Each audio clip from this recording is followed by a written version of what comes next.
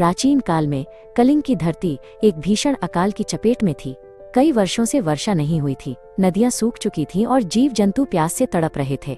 उस राज्य के राजा सत्यकेतु अपनी प्रजा का दुख देख नहीं पा रहे थे। उन्होंने निश्चय किया कि वे तब तक अन्न जल ग्रहण नहीं करेंगे जब तक कि वे धरती माता की प्यास बुझाने का मार्ग नहीं ढूंढ लेते। राजा सत्यकेतु ने अमरकंटक की ऊंची चोटियों पर जाकर कठोर तपस्या प्रारंभ की। वे एक पैर पर खड़े होकर भगवान शिव का ध्यान करने लगे। ग्रीष्म ऋतु की प्रचंड गर्मी और शीतकाल की ठिठुरन भी उनके संकल्प को डिगा न सकी।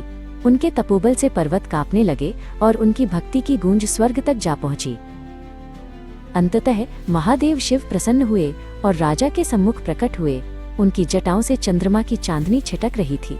शिव ने कहा, हे राजन, तुम्हारी निस्वार्थ भक्ति ने मुझे द्रवित कर दिया है। मांगो, क्या वरदान चाहते हो?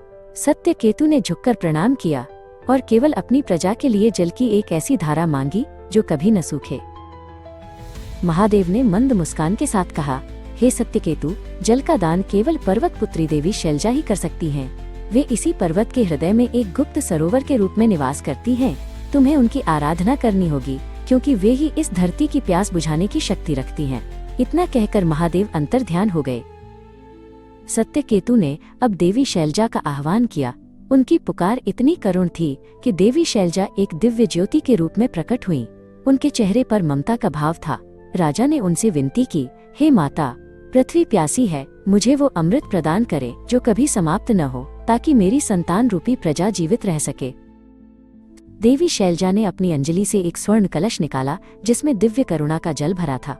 उन्होंने कहा, सत्यकेतु, ये साधारण जल नहीं है, यह पृथ्वी के हृदय का प्रेम है। इसे जहाँ भी तुम प्रवाहित करोगे वह धारा महानदी कहलाएगी।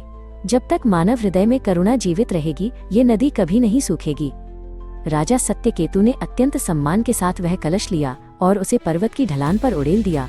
जैसे ही जल की पहली बूंद धरती को छुई, एक विशाल गर्जना हुई। एक पतली सी धारा देखते ही देखते एक विशाल वेगवान नदी में बदल गई, जो चट्टानों को चीरती हुई नीचे मैदानों की ओर बढ़ने लगी। किंतु इस शुभ कार्य में बाधा डालने के लिए शुष्कासुर नामक एक भयानक दैत्य प्रकट हुआ। वो सूखे और प्यास का अधिपति था। उसने नदी के मार्ग को रोकने के लिए अपनी विशाल देह से बांध बना लिया और सारा जल सोखने का प्रयास करने लगा। शुष्कासुर की शक्ति से नदी का प्रवाह थमने लगा। तभी उस नदी के भीतर से स्वयं देवी महानदी एक योद्धा के रूप में प्रकट हुईं। उनके हाथों में जल का त्रिशूल था। उन्होंने शुष्कासुर पर प्रहार किया और उसे चेतावनी दी कि जहां जीवन की रक्षा का प्रश्न हो, वहां मृत्यु और शुष्कता कभी विजयी नहीं हो सकती।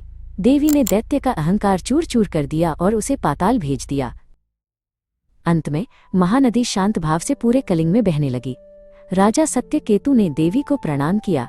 देवी ने वरदान दिया कि ये नदी अपनी विशालता और अक्षय जल के लिए जानी जाएगी, क्योंकि ये करुणा से जन्मी है। आज भी महानदी उसी दिव्य संकल्प के कारण कभी नहीं सूखती और लाखों लोगों का पोषण कर रही है।